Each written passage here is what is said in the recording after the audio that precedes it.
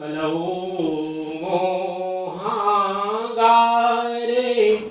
विषय विससन्ताप्त मनसां तमश्चक्रे दूरं मृदु सदुपदेशामृतगिरा सतां चेतस्तोषित द्विहृदयवनानां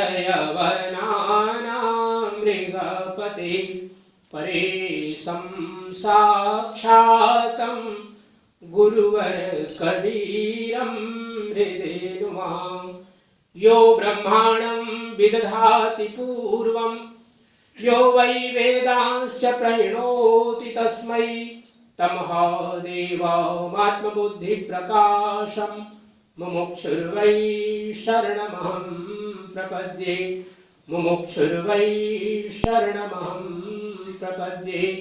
प्रेम से बोलिए सदगुरु कबीर साहेब की, सदगुरु कबीर साहेब की, सब संत भक्त समाज की, आज के आनंद की।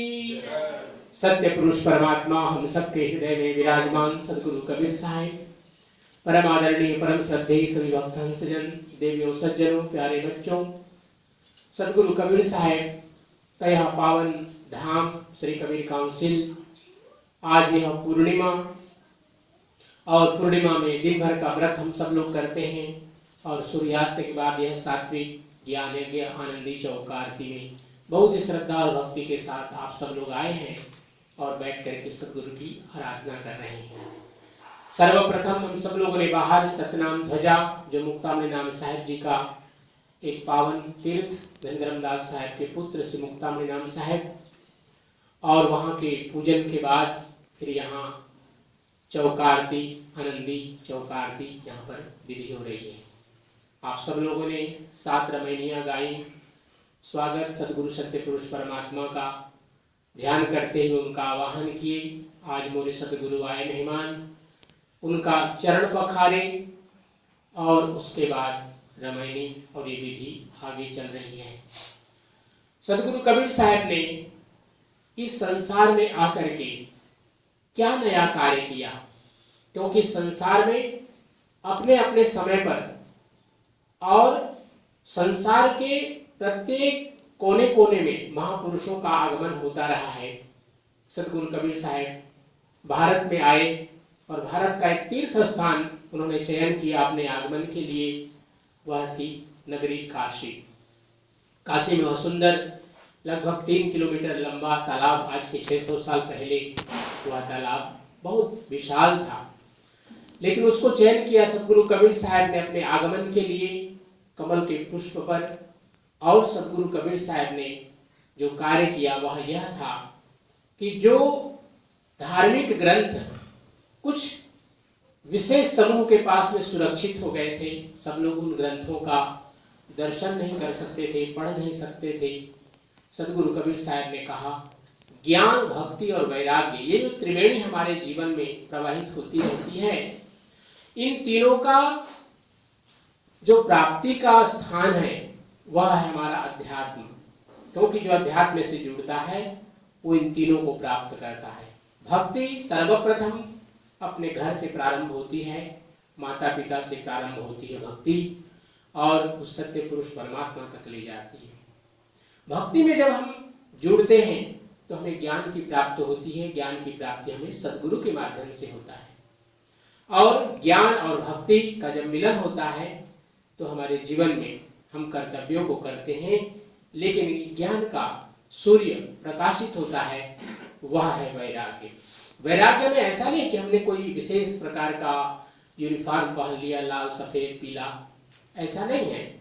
वैराग्य का अर्थ है कि हम जीवन के यथार्थ को समझें, और जीवन का जो उत्कर्ष है कि हम अपने मानव जीवन का लक्ष्य सद्गुरु सत्य पुरुष परमात्मा की प्राप्ति करें, और इस संसार में पुनः आगमन, ये जो चयन है इसको समाप्त कर सके, श्रृंखला को समाप्त कर सके, चक्र को समाप्त कर सके, यह मानव जीवन का लक्ष्य है। तो इसलिए इन तीनों की आवश्यकता होती है, भक्ति, ज्ञान और वैराग्य। क्योंकि जब हम देखते हैं कि अपने जीवन में हमें जब सत्संग के माध्यम से यह सुनने को मिलता है कि यह संसार परिवर्तनशील है, चलायमान है, क्योंकि परमात्मा ने इस संसार को जब बनाया तो सबके लिए, सभी चीजों के लिए एक निश्चित आयु तय कर दी, चाहे वो जड़ है या जंगम है, चलने फिरने वाले या फिर एक जगह स्थिर रहने वाले, जितने भी जीव जंतु हैं सभी की आयु निर्धारित है। ये जीव कुछ जल के अंदर रहते हैं, कुछ पृथ्वी के ऊपर रहते हैं और कुछ आकाश में उड़ते हैं, लेकिन सबकी आयु निश्चित है और एक निश्चित समय, उसके समय आ जाने पर सबको इस संसार से विदा लेना पड़ता है। यहाँ से यात्रा पूर्ण करके एक नई यात्रा के लिए यह आत्मा आगे के लिए प्रस्थान करती है। हम सब अपने जीवन में बहुत कुछ जानते हैं, लेकिन जानते हुए भी कभी कभी अज्ञानतावश उनका हम पालन नहीं कर पाते। इनमें 5 चीजें हमारे महापुरुषों ने बतलाया, वह है काम, क्रोध, लोभ, मोह। ये जो हमारे जीवन में बराबर समय समय पर इनका भाव जागृत होता है हमारे मन में, हम उन ओर आकृष्ट हो जाते हैं। सर्वप्रथम काम को हम लेते हैं, क्योंकि काम जहां पर एक स्थिति आती है, 4 महापुरुषार्थों में काम को लिया गया है, धर्म, अर्थ, काम और मोक्ष। काम का अर्थ होता है हमारे मन में उठने वाली इच्छाएं, डिजायर्स। जो हमारे मन में इच्छाएं जागृत होती हैं, यही है काम। और काम के माध्यम से हम सब लोग स्थिर नहीं रह पाते। क्यों स्थिर नहीं रह पाते? क्योंकि एक इच्छा पूर्ण होती है और 2-3 इच्छाएं नई जागृत हो जाती हैं। भगवान बुद्ध ने, गौतम बुद्ध ने कहा, उपज्जित्वा निरुज्जन्ति। आप यहाँ, हम लोग मॉरिशस में रहते हैं। मॉरिशस का एक बड़ा सुंदर स्थान है जहाँ पर समुद्र बड़ा भयानक है। मैंने देखा कि करुणा जी वहाँ गई थी, बड़ा सुंदर ढंग से दिखलाया उसको, ग्रिगरी उस जगह का नाम है। तो आप लोग जब वहां जाते हैं, देखते हैं, क्या देखते हैं? एक लहर आती है, किनारे से टकराती है, फिर से जाती है, फिर से आती है। जीवन की ऐसे ही धारा है, क्योंकि हमारे मन में जो इच्छाएं उठती हैं वह एक लहर के समान है। समुद्र का लहर हो, नदी का लहर, कोई भी उदाहरण हम ले सकते हैं एक रूपक के रूप में।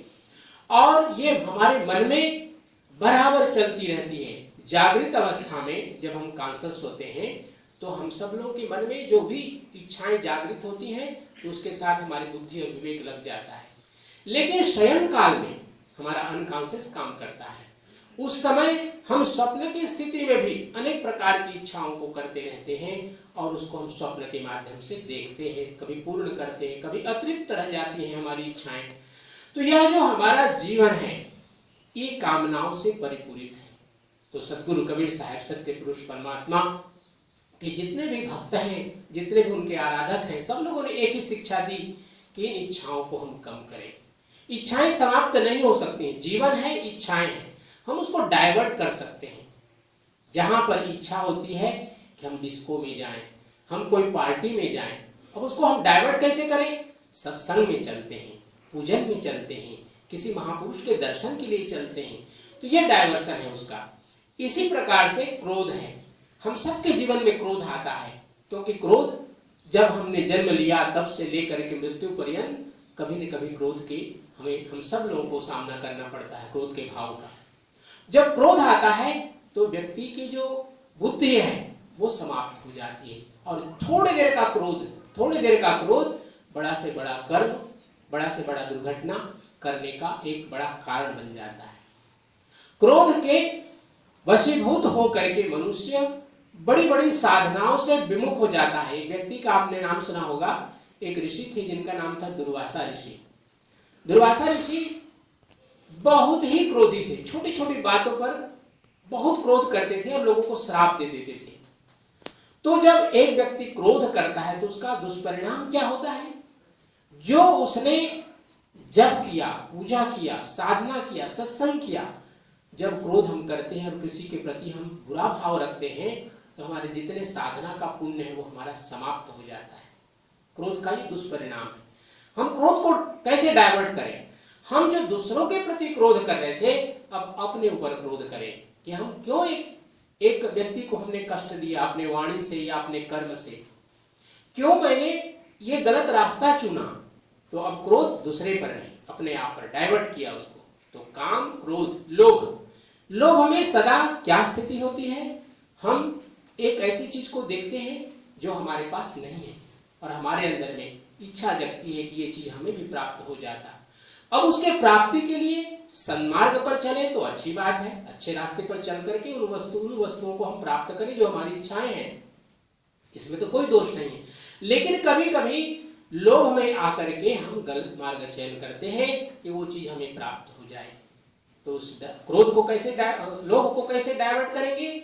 अब ये करेंगे कि ये व्यक्ति तो सप्ताह में इतना सत्संग में जाता है, इतने पूजा में जाता है, इतने अच्छे कर्म करता है, लोगों को सहयोग करता है, लोगों के लिए एक अच्छे मार्ग चलने की लोगों को प्रेरणा देता है। तो अब उसको हम देख करके हमारे मन में भावना जगनी चाहिए कि क्यों ना उतना नहीं, कम से कम थोड़ा ना थोड़ा हम भी अपने अंदर में अच्छाइयों को जागृत करें। ये लोभ का डाइवर्शन है। लोभ को हम अपने ओर डाइवर्ट करके अपने ओर उसको आकृष्ट करते हुए उस लोभ को हम परिवर्तित कर सकते हैं एक अच्छे कार्य के लिए। इसी प्रकार मोह है। सबसे बड़ा मोह प्रत्येक मनुष्य के अंदर में अपने लिए होता है कि हम कैसे सजें, हम कैसे सुंदर दिखें, हमें लोग कैसे अच्छा समझें। हम बराबर इस मोह में रहते हैं और प्रयास भी करते हैं वैसा होने के लिए। तो यह जो हमारे अंदर में आसक्ति है, अपने के बाद फिर परिवार के लिए आसक्ति होती है, गांव के लिए आसक्ति होती है, समाज के लिए आसक्ति होती है, देश के लिए आसक्ति होती है। और जहां आसक्ति है, क्योंकि जो साधना है वो तो अनासक्त है, उसमें आसक्ति अगर हो गई तो बंधन का कारण बनता है। अनासक्त होने पर कर्म करते हुए भी न कर्म लिप्यते नरे, तब वो कर्म व्यक्ति के जीवन के लिए बंधन का कारण नहीं बनता। इसलिए संतों ने कहा कि अपने जीवन को मोह से मुक्त करें। तो क्या हो गया? काम, क्रोध, लोभ, मोह और मद, अहंकार है ना, अहंकार। ये जो पांचवा लक्षण, पांचवा तत्व है जो हमारे जीवन के लिए बहुत दुष्परिणाम देता है, वह है अहंकार। और हम सबके जीवन में, चाहे वो संत हो या भक्त हो, सभी के जीवन में कभी न कभी अहंकार आता है। तो अहंकार का भी यही परिणाम है कि क्रोध में परिवर्तित होकर के हमारे लिए दुष्परिणाम लाता है। तो यह जो जीवन में हमारी जो पांच तत्व हैं, काम, क्रोध, लोभ, मोह और मद, अहंकार, सदगुरु कबीर साहब तो कितनी सुंदर बात कहते हैं। जब मैं था तब हरि नहीं, अब हरि है मैं नाही, सकल अंधियारा मिट गया, जब दीपक देखा माही। प्रेम से बोली सदगुरु कबीर साहेब की जय। अहंकार के कारण ही हम उस परमात्मा से दूर हो जाते हैं, क्योंकि जीवात्मा और परमात्मा के बीच का जो पर्दा है वो केवल यही मैं है। क्योंकि अब हरि है मैं नाही, जब व्यक्ति के जीवन का अहंकार समाप्त हो जाता है तो परमात्मा के मिलन में कोई भी देर नहीं होती है। मैं तो तेरे पास में, मेरे को कहाँ ढूंढे बंदे। तो हम सब लोग उसी यात्रा में चल रहे हैं कि जिससे हम परमात्मा को प्राप्त कर सकें। आज का यह सुंदर अवसर, यह पूर्णिमा की पूजा आप सबके जीवन के लिए मंगलदायी हो। आज हम देख रहे हैं पूजा में करुणा जी, श्रद्धेया माता, शांति माता जी और अरुणा जी, भाई राजीव और करुणा बहन, आप सब लोग जितने भी परिवारजन यहाँ पर आए हुए हैं, कोई भजन गा रहे हैं, कोई ढोलक बजा रहे हैं, मृदंग बजा रहे हैं, मंजीरा बजा रहे हैं। तो ये पूजा कैसी पूजा है? हम सब लोग मिल करके पूजा करते हैं। मान लीजिए हम एक गद्दी पर बैठे हैं महंत के रूप में, लेकिन पूजा दीवान साहब सब लोग मिल करके पूजा करते हैं। ये पूजा का यही विशेषता है, साधु संत मिल बैठो आई, सब लोग मिल करके पूजा करते हैं। यह पूजा आप सबके जीवन के लिए मंगलदायी हो। सत्य पुरुष परमात्मा आपको, आपके परिवार को, समाज को, देश को, सबके लिए मंगलकारी बने, यह परमात्मा से प्रार्थना करते हुए आइए अपनी वाणी को पवित्र करते हैं। सब लोग मिल करके सत्संग करेंगे, कीर्तन करेंगे सत्यनाम का। सत्यनाम सत्यनाम सत्यनाम बोल, जय करुणामय सत्यनाम बोल, सत्यनाम सत्यनाम सत्यनाम बोल। सभी लोग गाइए, सत्यनाम बोल, सत्यनाम सत्यनाम सत्यनाम बोल, जय करुणामय सत्यनाम सत्यनाम सत्यनाम सत्यनाम बोल। जय करुणामय सत्यनाम बोल। सत्यनाम सत्यनाम सत्यनाम बोल। जय करुणामय सत्यनाम बोल। सत्यनाम सत्यनाम सत्यनाम बोल। जय करुणामय सत्यनाम बोल। सत्यनाम सत्यनाम सत्यनाम बोल। जय करुणामय सत्यनाम बोल। प्रेम से बोलिए सद्गुरु कबीर साहेब की जय। सद्गुरु कबीर साहेब की जय। सद्गुरु कबीर साहेब की जय। साहेब बंदगी साहेब बंदगी साहेब बंदगी।